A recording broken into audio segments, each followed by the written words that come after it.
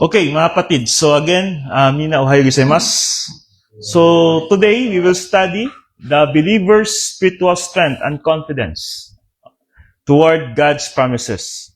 So this is the faith trace drill. Teaches us believers how to trust God and apply Bible doctrine during life's pressure.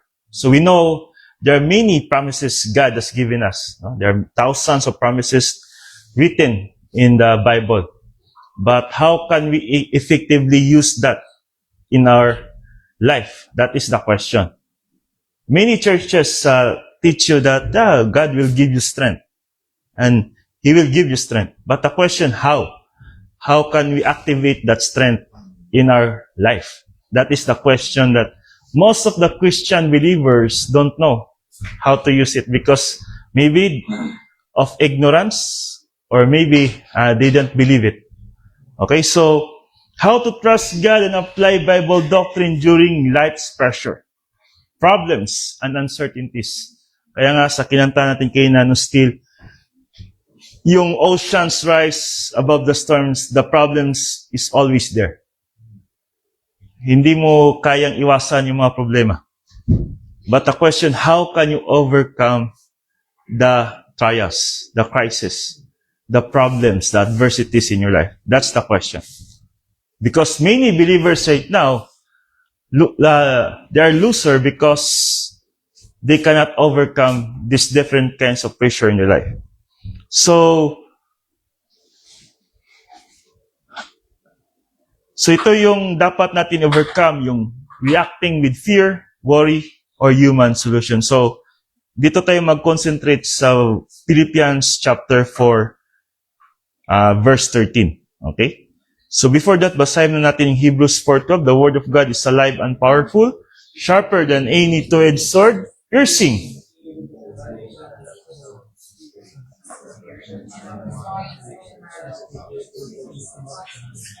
Second Timothy chapter 3, verse 16-17. All scripture is God-breathed and is profitable for doctrine, for reproof, for correction, for instruction in righteousness, that the man of God might be mature, truly furnished unto all good works. In 2 Timothy 2:15, study to show thyself approved unto God, a workman that needed not to be ashamed, rightly dividing the word of truth. Okay, please open your Bible in Philippians chapter 4, verse 13. It said, this is Apostle Paul talking to the Philippians believers. I can do all this through Him who gives me strength. So this is a connection what we discussed last week in personal sense of destiny in Romans 8:28. All things work together for good. So the word I can do here is a present active indicative of the verb esko. No? Esko. It means to be strong, to be powerful, to have power, to be competent. So it should be translated, mga kapatid, I have power. This is Apostle Paul, I have power. He's talking about the possession of power. No? This is an genitive case, means possession of power, not the possession of individual ability. Okay, remember, at the moment of our salvation, we have the Holy Spirit inside of us. And that is the power na meron tayo. Hindi yan siya naibigay sa atin because of our technique, because of our own effort. No. Binigay yan at the moment of our salvation. That is grace. So, all this is accusative neuter plural of past. It's simply a reference to matured believer. Okay? So, once you matured, this Philippians 4:13, it easily apply in your life. So, that's why we are encouraging here, mga kapatid, I am encouraging you to grow spiritually, no? To become a matured believer. So this is the plural indicates that matured believer will be followed by dying grace. Of course, dying grace is our ultimate goal here. No? All of us will be die. But the question is, mamatay ba tayo just like Paul? For me to live is Christ and to die is again, which is dying grace? Or same sa mga unbelievers na matay na full of worry, doubt, or anxiety? So that is the question. So as believers, we need to live like Christian, no? Like Apostle Paul. do not overcome by this world, but overcome this world. No? Yan yung sabi sa Romans 12:2. No? Do not be conformed to this world, but renew your mind. No? Change your mind. Change your thinking like Jesus Christ. So which is the greatest of all blessings in life? Dying grace is the greatest of all life, mga kapatid. Because it means that when you die in grace, you are well done, no? Good and faithful servant when you're in front of God. So this is direct object of the verb. No? I have the endowed power. This is Apostle Paul talking to Philippians believer to attain all things. So this is all things, mga kapatid, that we are talking about last week.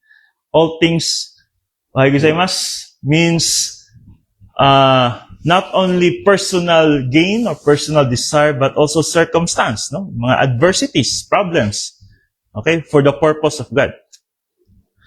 Of course, when you are in discipline, for you, maybe that is not good.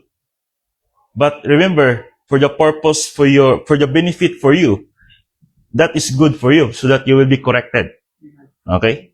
But of course, our focus here is blessings, no? Because discipline is only for the believers na hindi sumusunod sa will ng Diyos. Okay? So, through Him. So, who is this through Him? This is refers to God, the Holy Spirit, inside of us, who is the teacher of doctrine. Remember, it's not based of our own intelligence that we understand scriptures, but through the Holy Spirit inside of us. He is the one na nagbigay sa atin ng kaalaman, ng understanding sa lahat ng spiritual things. Not based in our own understanding, not based on our own IQ. It is spiritual IQ, mga kapatid. So, through refers to God, the Holy Spirit, who is the teacher of doctrine and the member of the Godhead who makes, di natapos, no? So, who makes gap function, no?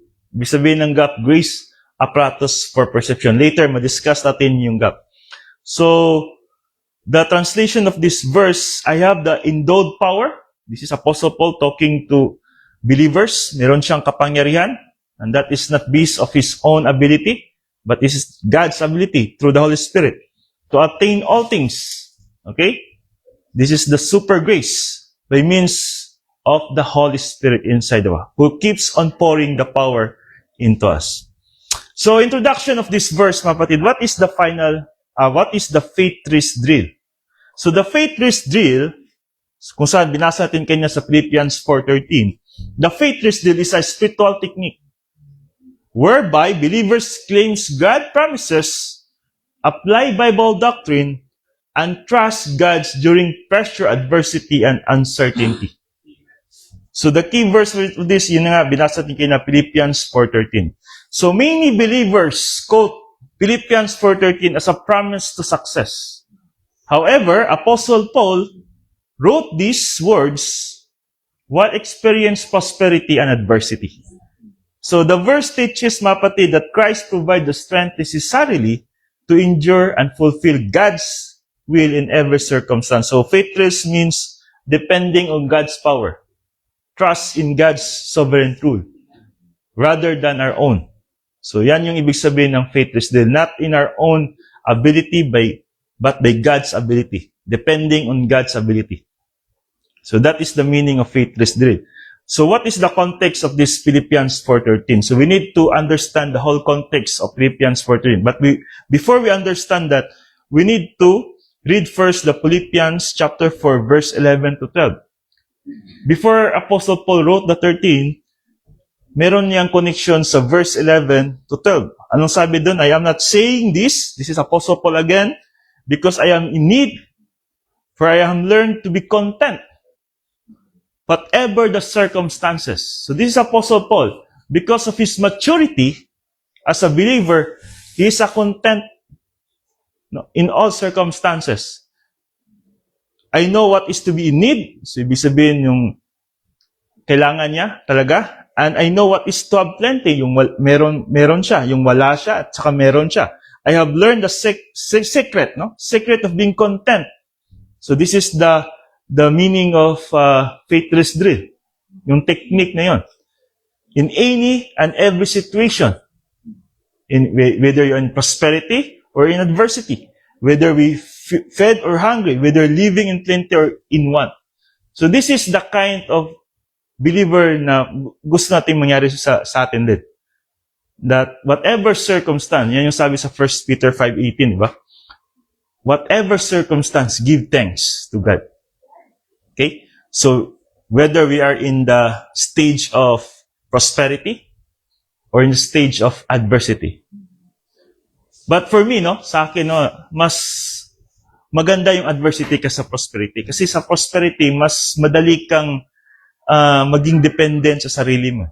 Kasi nga in prosperity, you are so focused on what you have. But in adversity kasi, you are focused on God because wala ka eh. Di ba? So that's why prosperity is the most dangerous na circumstances sa buhay ng isang believer. Kasi dyan kasi madaling ma-distract ang believer when it comes to prosperity. So that's why only matured believer can overcome prosperity. Kaya be careful what you pray for. If you want to be prospered, sometimes God will not give you prosperity because He knows that you cannot handle that. Madali mo siyang malimutan when it comes to prosperity. Ngayon pa nga lang, wala na kayong time sa Kanya. Paano pa kung magkaroon kayo ng prosperity? Magkaroon kayo ng business, magkaroon kayo ng power. How much more? Di ba? So that's why, if God will not answer your prayer regarding your prosperity, it means not yet there. Wala pa kayo sa capacity na kailangan para makuha niyo yung prosperity na hinahangad ninyo, no? That's why adversity is mas maganda siya kasi nga you have no choice but to go to God. Kasi wala kang choice but to go to God. So this is Apostle Paul. Because of his maturity, he can handle all things, whatever circumstances, prosperity or adversity, plenty or walang-wala. He's full or hungry. Okay? So, Paul learned to be contentment. So this is a word. Many of us know this word, but in reality, hindi natin alam anong ibig sabihin talaga nito. The word contentment is very broad siya, but very deep. Okay? Madaling sabihin, but mahirap gawin. No? Kahit nga lang sa pagtanong natin dito sa buhay natin, no? Sa Japan. For example, when you ask about your salary, you ask about your job, you ask about your status, you ask about your life, then that is, you are not contented with what you have. Okay? So that's the important, mga kapatid, no? So if you are asking kung ano yung wala ka, then you are not contented. Ano yung bigay ng Diyos sa'yo. So humility. So Paul learned to be humility and endurance and dependence on God. So before verse 13, Paul explains that he had learned to be content with whether he had abundance or in need. Therefore, all things refers to handling every circumstances through God's strength, not accomplishing anything we desire. Remember, mapatid, what we discussed last week, yung good, no? All things work together for good. The good there is not about our personal desire. It's not about personal ability or personal gain. The good there is about God's desire and God's gain for us. Kasi inisip natin, the only good na terminology na meron tayo is ano yung benefit na meron tayo. Ano yung gain na meron tayo. Remember, good there is not only in a personal gain, but sometimes suffering. Suffering, problems are benefits for us so that we can execute the word of God in our life, mga kapatid. So, the question is how it's become effective. How can be activated in our life? Promises cannot be utilized apart from the mechanics of spiritual. There's a mechanics of this faith rest drill. Meron siyang proseso. Hindi lang, bibigyan ako ng strength ng Diyos, sige, I wait here. No. There's a process of that. Just like in worshiping God, there's a process, right? Before we worship, we need to confess. We cannot worship outside in the fellowship of God. That's the importance of 1 John 1:9. So that we are inside of the fellowship of God, then we can worship God. That is the prerequisite, no? Requirements before we worship God. Same sa Old Testament. Before they can enter to the Holy of Holies, the high priest must need to confess his sin. He need to sacrifice a blood of the lamb before he can enter to the holy place in the tabernacle. So sa atin, mga kapatid, before we can enter to the God's presence to worship Him, we need to be clean in front of God. We cannot worship God kung madumi pa tayo. Because in God's presence, He cannot dwell with sins. And if you have sins and you are not confessing your sins, it means yung pagpunta nyo dito sa church to worship Him is walang meaning yan. Hindi ka tanggap-tanggap sa mata ng Diyos yan. That's what is very important, the rebound technique or the confession, mga kapatid. So, before we move forward sa ating topic ngayon, tingnan muna natin itong illustration nito. I know some of you know this, but for the benefit sa mga hindi nakakalam nito, so this is the Operation Z, or the grace apparatus for perception. This is the power of the Holy Spirit para maintindihan natin yung salita niya. No? So not only for the gospel, but also for the Word of God, for our Christian life. So, kailangan mapatid yung promises na nandito na dapat sa full knowledge or the epignosis. Hindi lang siya dito sa academic knowledge or gnosis. No? So again, this is a pastor teacher, me talking to you. For example, I discussed the faith test drill. And this is the power of the Holy Spirit inside of you na naintindihan niyo yung salita ko. No, this is not because of who is the speaker in front of you. It is because of the Holy Spirit inside of you. No? And then once you have a positive volition, ibig sabihin, meron kayong humility, teachable attitude, then it transferred to the academic knowledge. This is the left lobe or the nose in the Greek word. And then, once you believe that information na meron kayo, it will transfer by faith in the right lobe or cardia. Or it become full knowledge. Why? Because you apply that in your life already. So once you apply that in your life, it become full knowledge. Pero kung hindi pa siya na-apply sa buhay mo, just like academic knowledge, walang meaning pa yan, no? Ibig sabihin, not executory pa yan. But once you apply that, it means it becomes your habit every day. Once you done sin, you confess. Yan na yan, ginagawa mo na yan. Hindi lang every Sunday, but every day. Then that become full knowledge. Because nandyan na yun sa wisdom eh.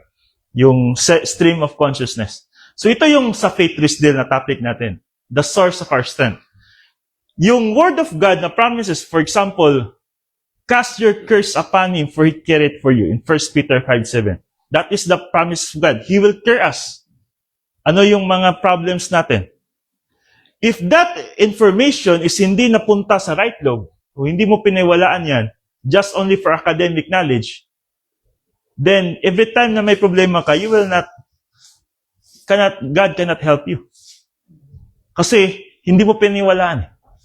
Kaya once meron ka problema, automatic in human life, worry, doubt, anxiety, fear. Yan kaagad yung response natin. Kasi yung information, cast your curse upon Him, for He careth for you, hindi siya na-transfer sa epignosis or full knowledge. That's why lahat ng salita ng Diyos, mga kapatid, especially sa promises, we need to transfer that in the full knowledge or the epignosis. Kasi once meron ka problema, automatic, the Holy Spirit will remind you, uy, meron kang ganitong doktrina, gamitin mo ito. And then you can handle that kind of situation. Hindi pwede sa academic lang kasi hindi mo magagamit yan. Okay, you need to transfer that. You need to believe that. And one of that example, one of that sign is you apply that in your life. Okay?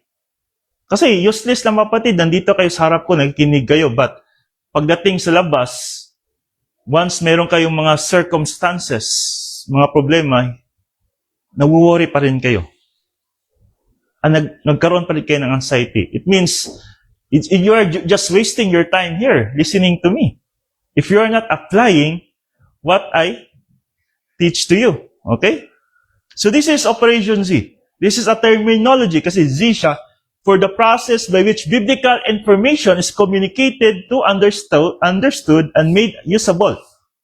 So if the positive believer filled with the Holy Spirit is studying God's Word, the spiritual dead person, kasi nga yung mga unbelievers, they are spiritually dead. At the time of the gospel, for example, I teach about the gospel, about Jesus Christ in the cross. Wala mang Holy Spirit ang unbeliever, di ba? So the human spirit become Holy Spirit to understand the gospel.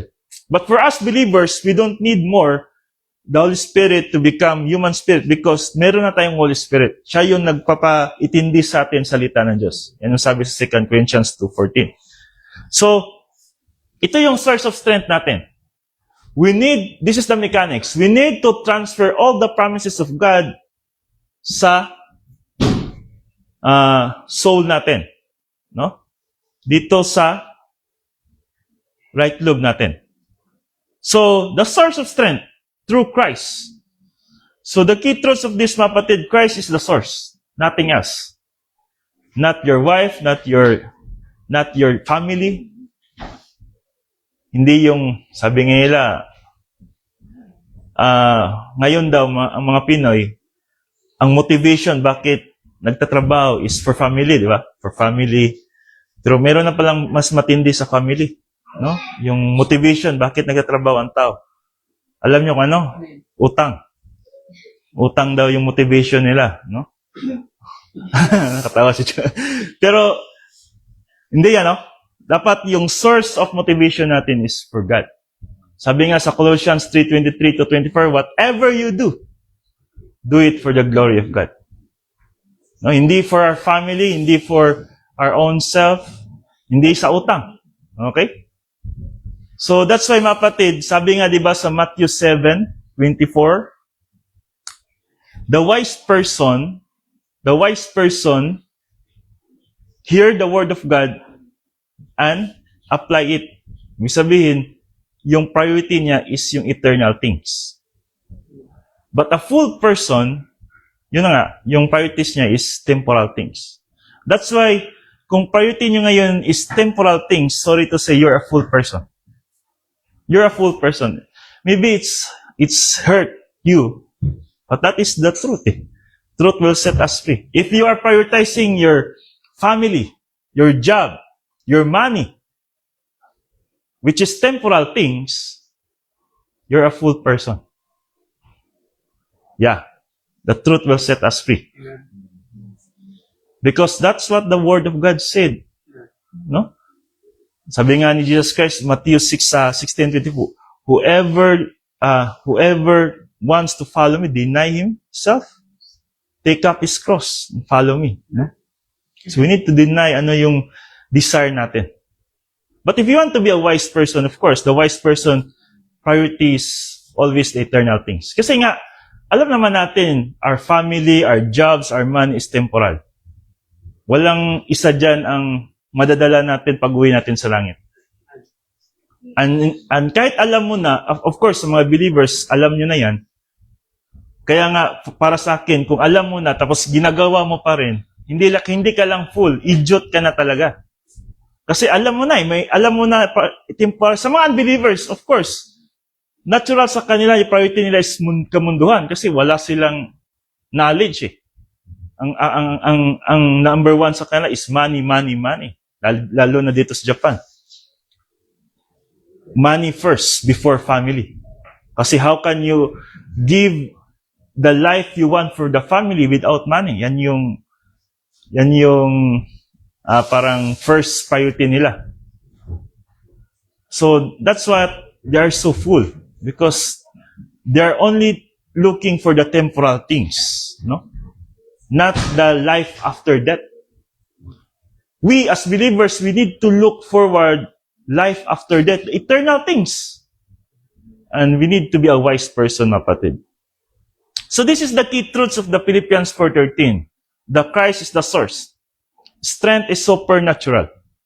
Dependence replaces self-reliance. And key verse of this is John 15:5.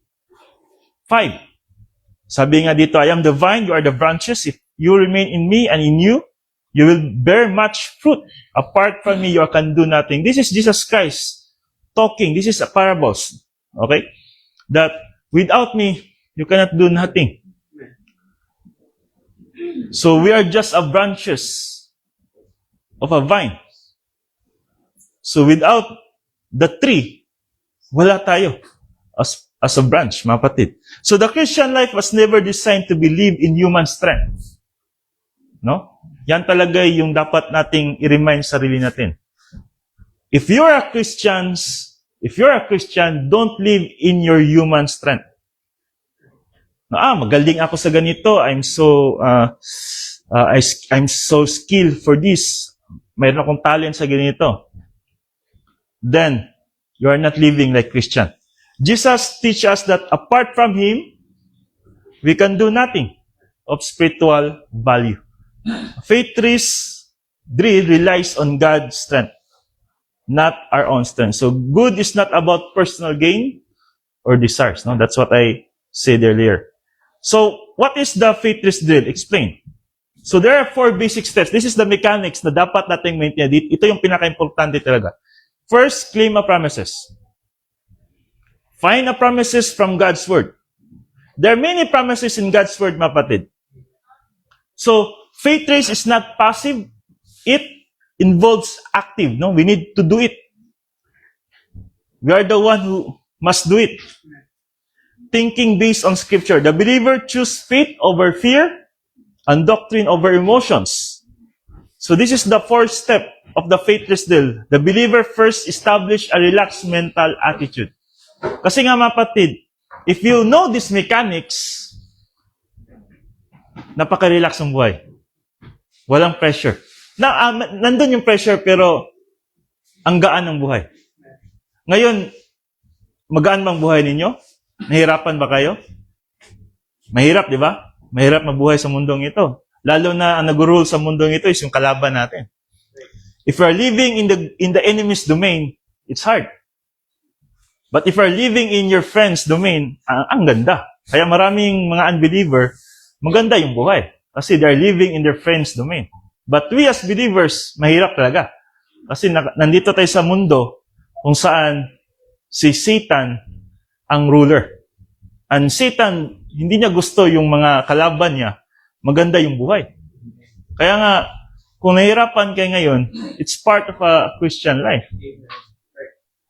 Pero kung nandun kay situation, ang ganda ng buhay without God, then you're questioning yourself, are you an enemy of Satan or are you a friend of Satan? Di ba? Kasi pag friend ka ng Satan, of course, bibigay niya anong gusto mo. So that you can be also an agent for Him. Di ba? So find the promises from God's Word so that we have a relaxed mental attitude. This then concentrates on pertinent doctrines in a logical manner and finally reaches conclusions that allow him to take control of the situation.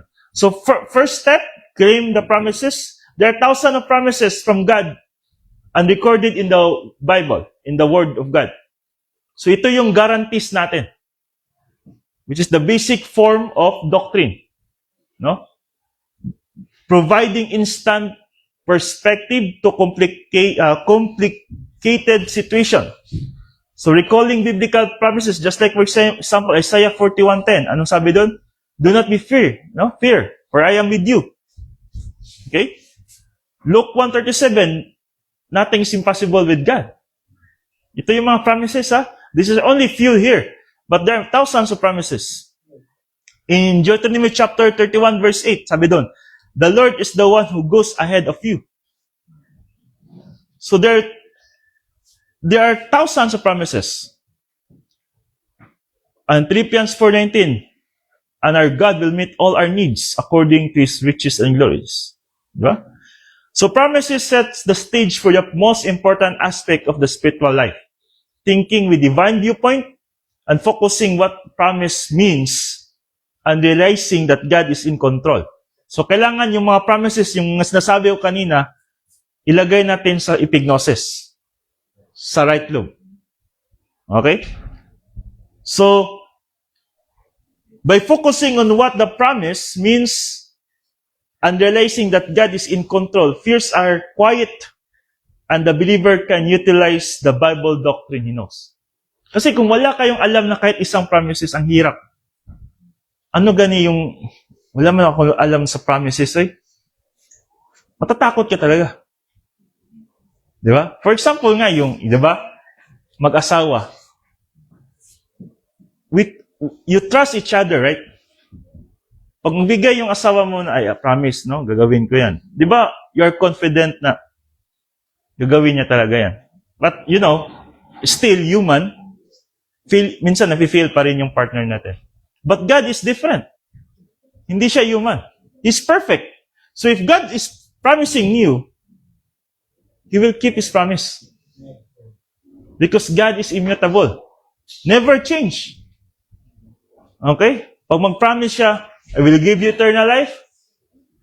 Kahit magkasala ka pa dyan, He will give you eternal life. Because hindi siya nakatingin sa ano ka. Nakatingin siya kung ano siya. Because His character is perfect. Even you're a sinner, even failure ka, because that is what His promises to you, He will give it to you. Okay? Kaya nga yung sa Israel, yung nangyari sa Israel, kahit anong nangyari sa kanila, they are the people, they are the chosen people that disobey God.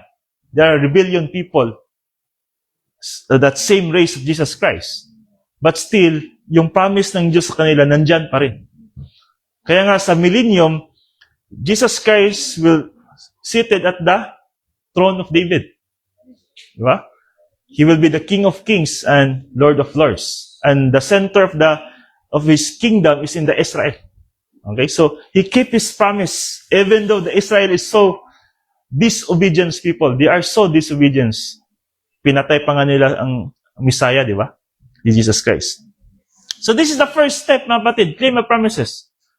Step 2, apply doctrine. So, once you have a promises in your soul, then, there's a pertinent doctrine that you need to parang i-correlate nito sa promises. For example, cast your curse upon Him, for He carried for you. This is the doctrine of grace. God will meet all our needs according to His riches and glories. This is the logistical grace. The doctrine of logistical grace. The Alpha grace and the Bravo grace. Diba? Remember that? The Alpha grace is about our spiritual needs. And the Bravo grace is our physical needs. So, once you understand the promises and there's a pertinent doctrine na meron ka, you correlated that, then that is step 2. Use divine viewpoint instead of human viewpoint. Okay? Sabi nga ni Brother Giovanni kanina, nagpipray tayo sa Diyos. Pero habang nagpipray tayo, meron tayong human viewpoint na naiisip how to solve our problems. And that is not good. That is wrong. How can you pray to God at the same time looking for solution based in your own viewpoint? Huwag ka na lang mag-pray sa Diyos kung ganyan. May sarili ka palang solution eh. Pray ka, God, please help me. Meron ito problem. Meron pala akong kailangan iprenda sa bahay. Yun siguro. So yun na lang gawin mo. Huwag ka na mag-pray sa Diyos. Meron ka na palang solution eh. Sometimes we need to wait the answers of God. Huwag kang agad-agad na ito na yung answer. At pagdating sa dulo, mali pala. At yun na nga, nadagdag pa yung problema mo. Remember, our solution is not good. God's solution is perfect. Our solution, nagka-worse pa yan. Marami akong makialang nangyari dyan. Mas lalong nagrabe yung problema nila. Because they are so rely in their own viewpoint, their own strength, mga kapatid. So this is step to apply a doctrinal rationale. No? Apply doctrine. A doctrinal rationale provides logistical justification for the promises. Claim correspond to the doctrine that goes with promise. For instance, mga kapatid, the essence of God. What is the essence of God? His character. God is love. Once you know God's love, and you are His children, and we are His children of God, because we are believers, matatakot ka pa ba? If God is for us, who can be against us? Romans 8:31. And if you have that kind of promises inside of you, kahit pa siguro yung nasa harap mo sino pa yung siguro, mangtas na, ano basta Tagalog yung mangtas na yun, yung pinaka masamang tao sa harap mo, hindi ka matakot. Kasi nga, if God is for us, who can be against us? Ito yung nangyari kang David when he is in front of Goliath.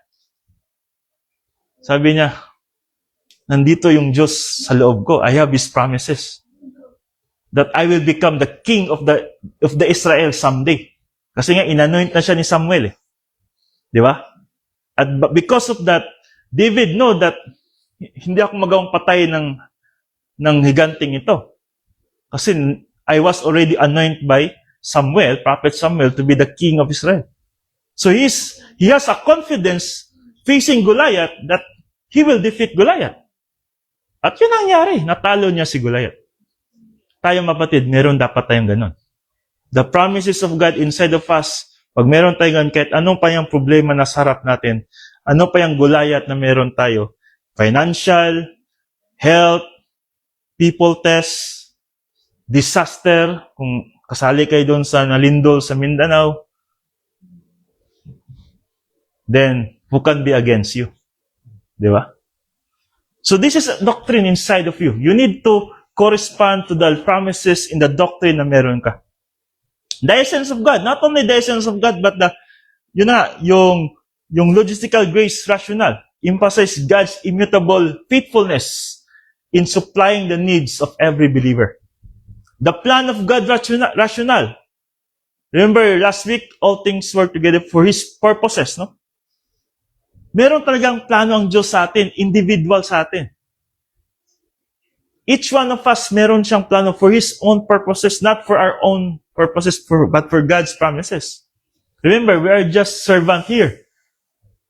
Hindi pwede na yung servant, yung desire niya is yung sarili niya, but yung servant, yung gagawin niya is the desire of his master. And our master is Jesus Christ. Kapatid.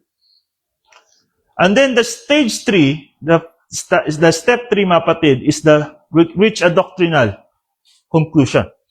Moving to the faith. So once you have the promises in your right lobe, in the epignosis, and then meron kang specific doctrine, then you can reach a doctrinal conclusion. The believer comes to the point where he rests firmly in a doctrinal conclusion, such as, if God is for us, who can be against us? So with objectively and confidence restored, the believer can evaluate his circumstance, no? Kaya mo nang evaluate yung mga circumstance mo. Hindi ka na agad magpanic. Financial problem. Logistical grace. And God will meet all our needs according to His riches and grace. God will provide for me. No problem, but ganyan na yung situation mo. Relax ka na. Hindi yung, saan ako punta nito? Punta ko kang Brother Ariel, may pera yun. Ayun. Wala pala. Punta ko sabihin ko na lang na next time na lang, ganyan. Gagawa ka ng sarili mong solution. But once you apply the Word of God, wala na. Relax ka lang. Relax ka lang. Trust God's character and faithfulness. Yan yung nangyari sa'yo in step 3. No, parang yung mastery of the details of life, remember that? Mastery of the details of life. One of that is meron ka ng relaxation sa buhay mo. Alam mo, ang totoong prosperity, mapatid, wala yan sa pera, wala yan sa anong meron ka. Kung ano yung response mo in every circumstances. Yan yung prosperity. Peace. Hindi yung peace na walang gulo sa labas, but peace inside of you. Na kahit ano man yung problema na meron ka, you can handle that, no? Because of the God's word inside of you. So the step 4 is rest in God's provision. Live the results with God.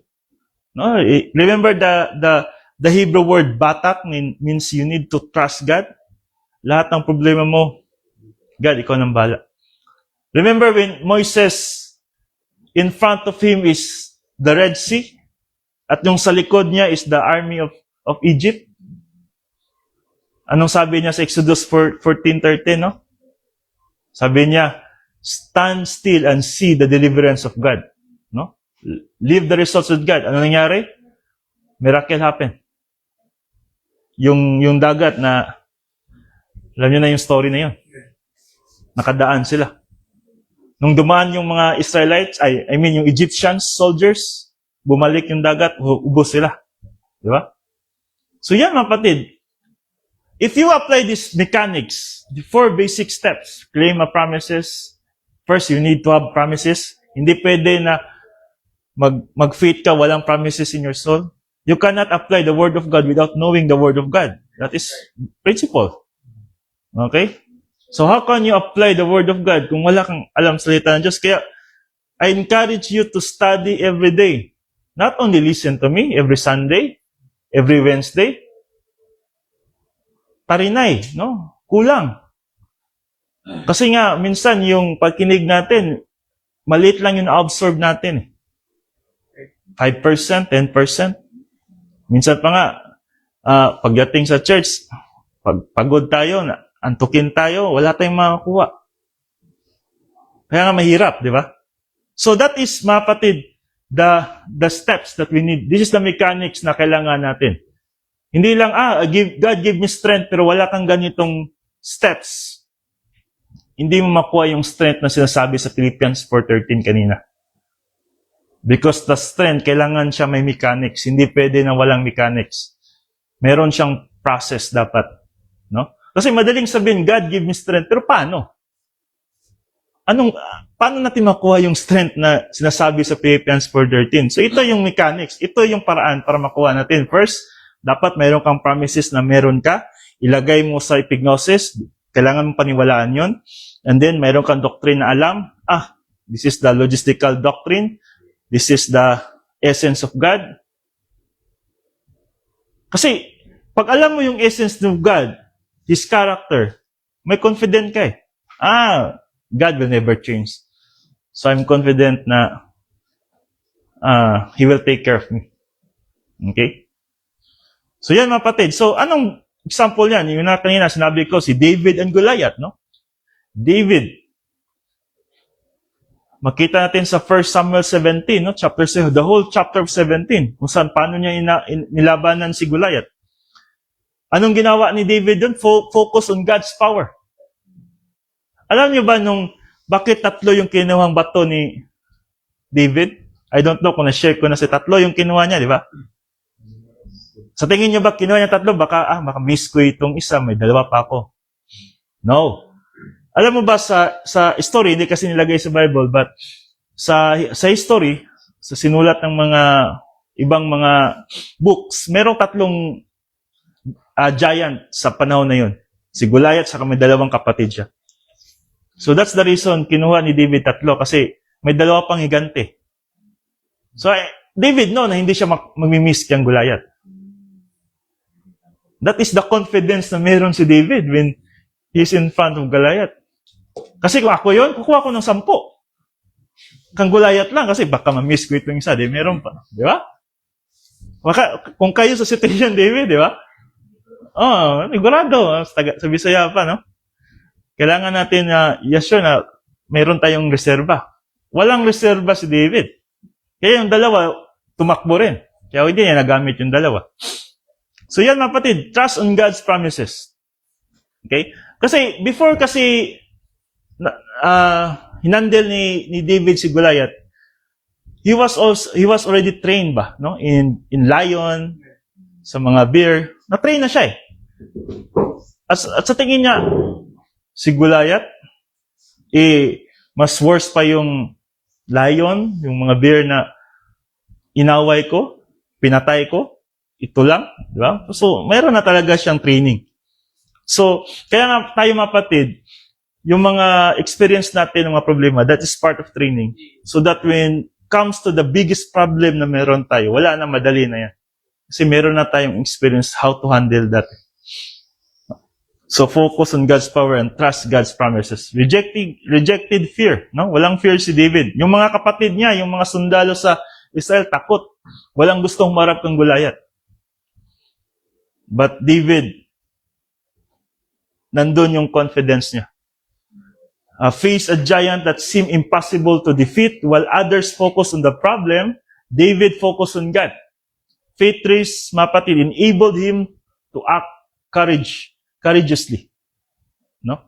So tayo, when we face our giant, when we face our problems, Goliath in our life, dapat we're focused on God, not on that kind of problem.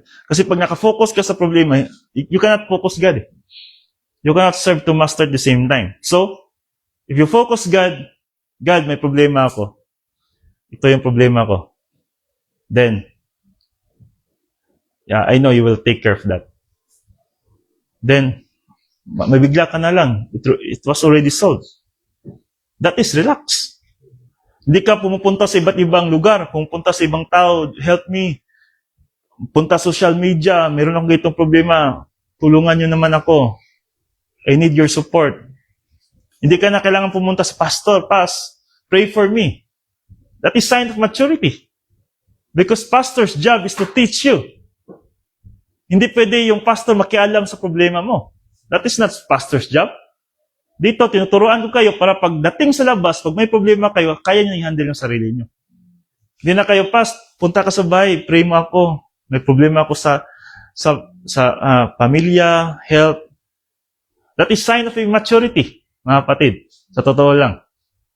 Kaya, if you want, malaman ko yan, pag mayroong magsabi, punta ka dito, may problema, ibig sabihin, matured pa yan. So baka hindi na kayo magpapunta sa akin sa bahay nyo, kasi baka sabihin ninyo, gusto ka tang imbitahan dito, pero baka isipin mo, matured pa ako. No? Pero pagkain, punta ako doon. No? Mga okasyon, birthday, ganyan. Isama ko rin yung wife ko, syempre. No? So yan. So that is best example, no? Si David. So, meron pang isa dyan, si Paul. Hindi ko nalagay yata ito. So, what does strength mean? From the Greek word donamai, no? Meaning to have power. To be able. To have capability. So, this is the strength na binigay sa atin ng Diyos.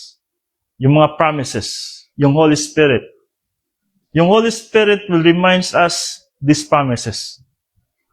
Okay? Pagdating sa situation na ganon, Holy Spirit inside of us, ito yung promises na meron ka. Then it's your choice if you apply that or not. Of course, kailangan i-apply mo yun para overcome mo yun. Okay? Because the Holy Spirit cannot feed you kung hindi mo alam. Yeah, He is our helper, but He cannot feed you something na at first wala sa'yo. No? Just like for example, in the computer ba? Hindi mo pwedeng i-search yung document kung hindi mo na-save sa computer. Wala ka talagang makikita dyan. Kailangan mo i-save muna sa computer para pag once i-search mo, nandito pala. Okay? Or kaya wala ka nilagay na USB sa computer na nakasave sa USB. So, since sa soul natin, kung wala kang word of God or promises sa soul mo, then how can Holy Spirit help you to remind you these things? Di ba? So, this is the power inside of us. The strength na dapat nating i-value. Na dapat natin i-apply. Not yung physical strength natin, but the spiritual strength inside of us. Because spiritual strength, mapatid, yan yung much more valuable than our physical strength. Physical strength, nawawala yan. After 70 years, sa edad natin, wala na yan. Isa tayo dyan sa mga matanda na sumasakay na lang nung maliit na, pupunta sa grocery, mag-grocery, nakaupo na lang, yun na, isa tayo doon. But if you have the spiritual strength, kayang-kaya mo lahat, no? Walang tumatanda walang age limit yung spiritual strength natin. So Paul is expressing confidence not in himself but in God's provision. Faith risk begins with we stop depending on human strength and start depending on divine resources. And this is the divine resources, the promises of God. Link the promises to the stream of consciousness. Remember sa illustration? Kailangan yung promises nakalink sa stream of consciousness. Sa wisdom. Wisdom is the application, mga kapatid. So not only David, but also Paul in prison. Paul the Apostle. In Philippians chapter 1, verse 12 to 21. Diba? So, anong sabi yun? Circumstance that control him. No, kahit ano nangyari, na shipwreck na siya, kinagat na siya ng poisonous snake. May isang time na wala siyang suot, napakalamig. And sabi niya, this is the will of God for me, no? Circumstance did not control him. Minsan kasi pag nandito doon tayo sa circumstances, wala na. We're already controlled by circumstance. Kailangan, mapatid, as believers, we need to overcome the world. No? Not the world overcome us. And part of this world is circumstances. God allowed this to test us. Hindi niya inallow to para lang to suffer lang, no? Sa atin, no? To test us kung saan yung faith. Yan yung sabi sa 2 Corinthians 13:5, no? Examine yourself whether you're in faith. Test yourself. Kaya minsan, pag may problema kayo, this is the best test for me, no? Kung saan na ba ako sa spiritual life ko. Huwag kagad, bakit may problema ako? Minsan, mag-pray pa tayo, sana huwag mo akong bigyan ng problema, God. Hindi maganda yan. Para mong sinasabi sa Diyos, huwag mo akong bigyan ng blessing. Kasi nasa problema yung rewards natin. Wala sa comfort time, but in the uncomfortable moment natin, nandun yung rewards natin. Wala tayong makukuha sa comfort natin, but in an uncomfort situation. So, lesson, mga kapatid, circumstance that control him, doctrine control this thinking.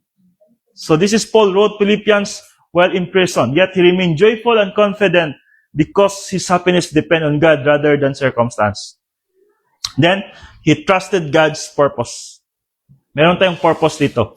While you are still on earth, meron kang purpose.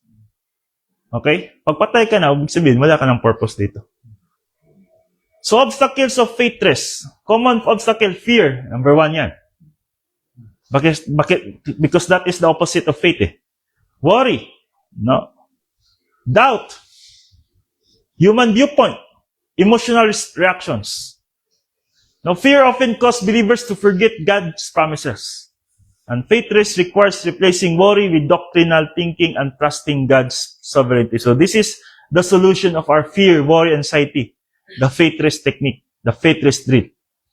The key verse of this is 2 Corinthians 5:7. No?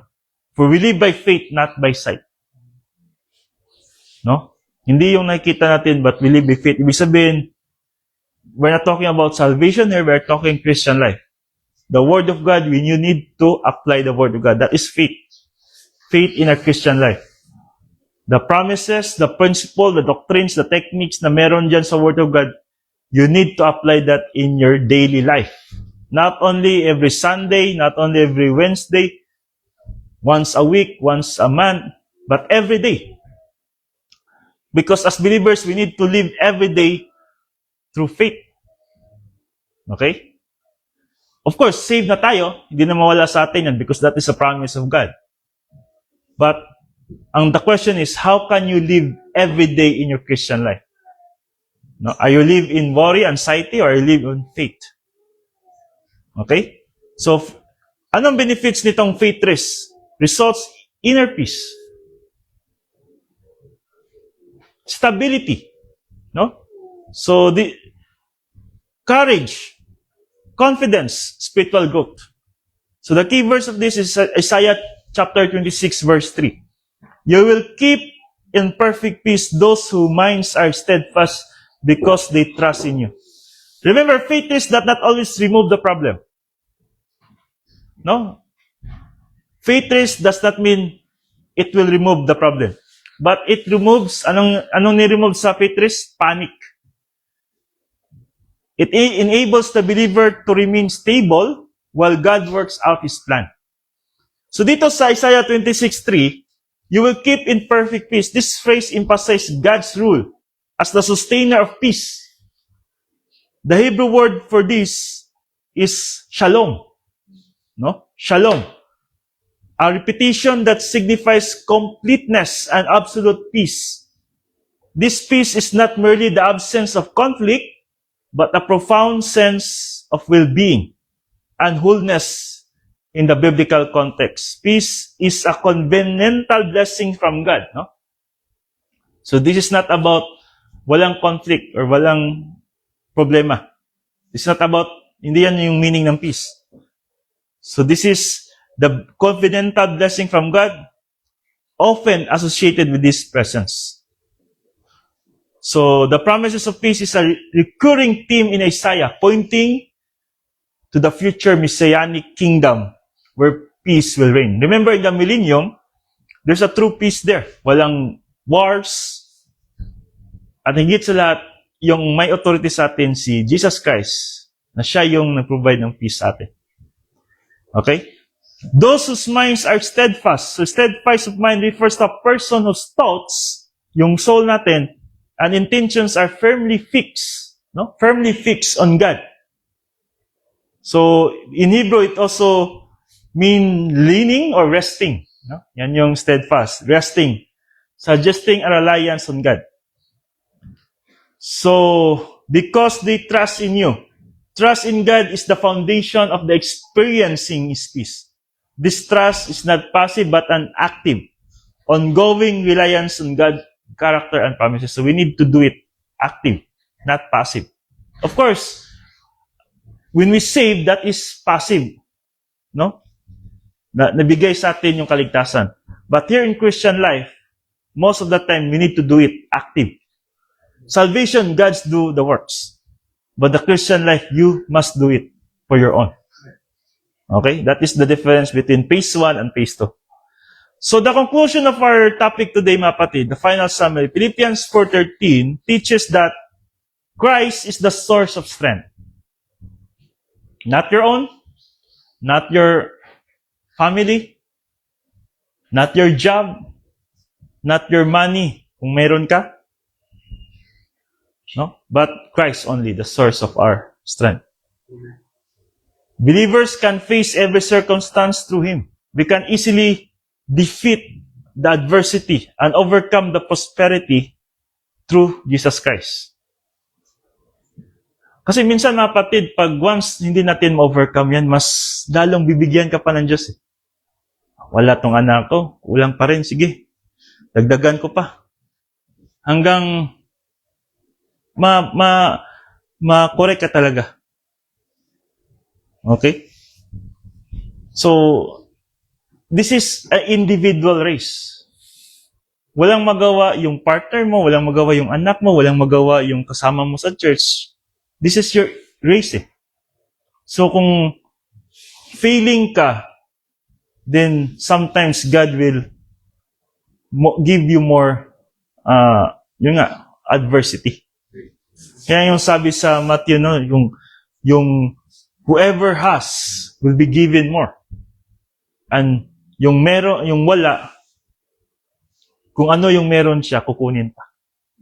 So yan yung principles, mga kapatid. So, kung meron kang word of God, then God will bless you abundance sa'yo. Not about money. Abundance doesn't mean na meron kang pera, meron kang karangyaan. Hindi ibig sabihin yan. But peace. Yan yung meaning ng prosperity sa atin, na peace inside of you. Kasi yan yung hinahanap ng mga mayaman eh. Magkaroon ng peace, di ba? Happiness. Kahit may marami silang pera, wala pa rin silang peace. Tayo, wala tayong pera, pero mayaman tayo because we have peace inside. No? Yan yung hinahanap ng tao. Akala nila sa pera makikita. Sa karangyaan, sa fame, sa power. Pero hindi. They are a fool. Kasi nandito lang pala salita ng Diyos yung totoong peace. Faith replaces fear with trust.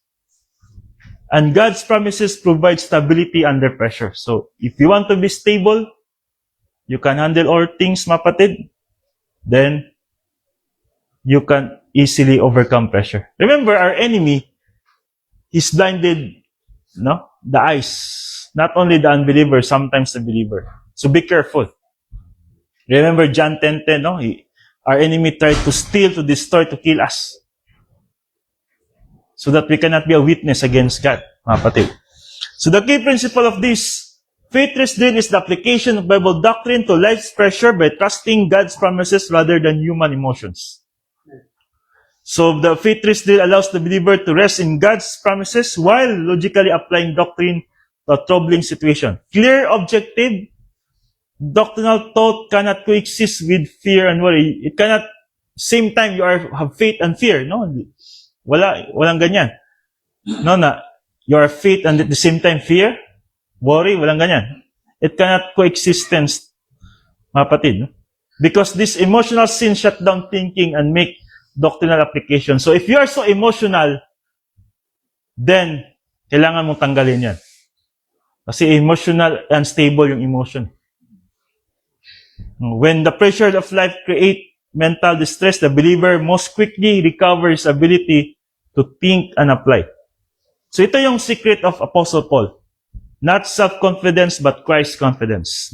The same strength available to Paul is available to every believer. Na meron sa atin. We're a believer, right?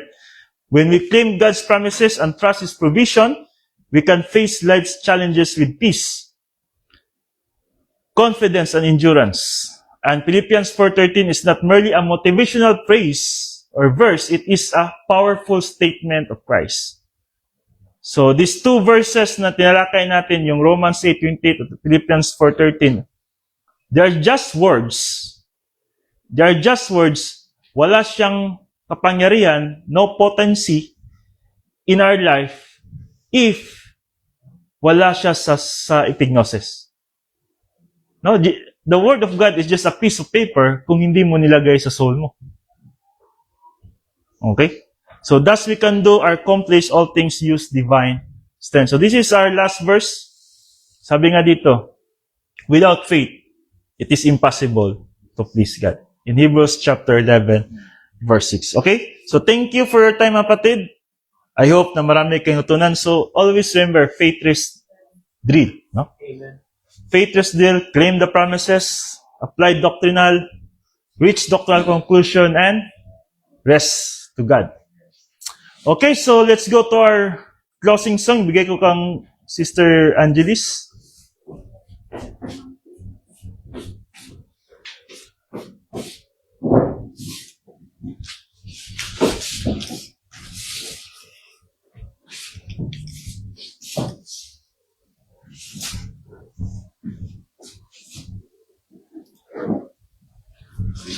Okay, let us stand, mga kapatid, no? For our final song.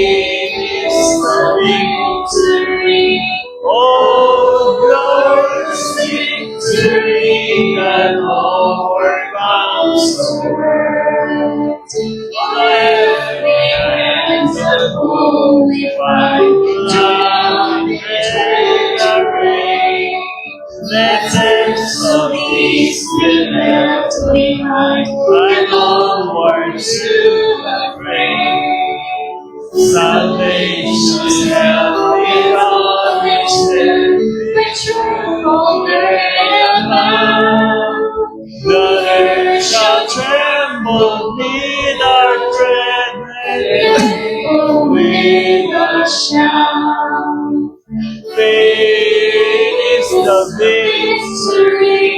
Great is the victory.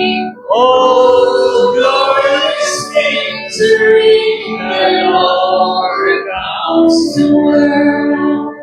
Today the Lord comes to my name shall be read before the angels. He shall know his name confessed in heaven.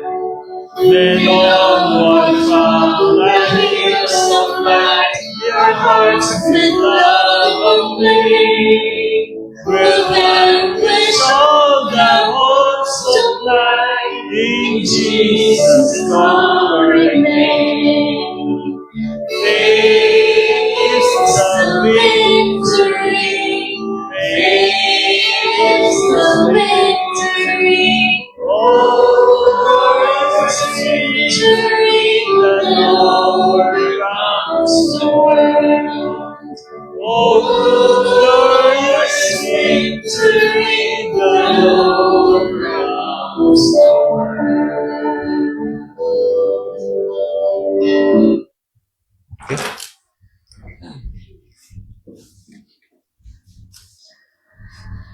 Yes, God, faith is the victory that overcomes the world. Father God, thank you for your promises na binigay mo sa amin through the help of the Holy Spirit inside of us, Father God, na siya nag-remind sa amin sa mga promises mo and give us understanding sa mga promises mo. Because of these promises, we can easily overcome these different kind of circumstances, Father God. And I hope and I pray na bawat isa nandito, not only here physically, but also online, nakikinig, Father God, na they can able to overcome and stand still because of the promises na meron sila. Thank you for this group, for their support. Thank you for each one na nandito. And I hope and I pray that each of us here will grow spiritually as what your purpose in our life, Father God. And another na naman harapin namin throughout entire week, Father God. And I know we can easily overcome this because of the promises na meron kami. Guide us, lead us, protect us, and give us relief, Father God. Ano man yung may mga sakit man mapakiramdam sa kanila, Father God. And also, as we end our worship today, and saan man kami umuwi, Father God, I hope dadala namin itong salita mo, magamit namin sa Christian life namin. And all this we ask through your Son, and we give back glory and honor to you. In Christ Jesus, our Lord and Savior. Amen. Amen. To God be the glory, mga kapatid.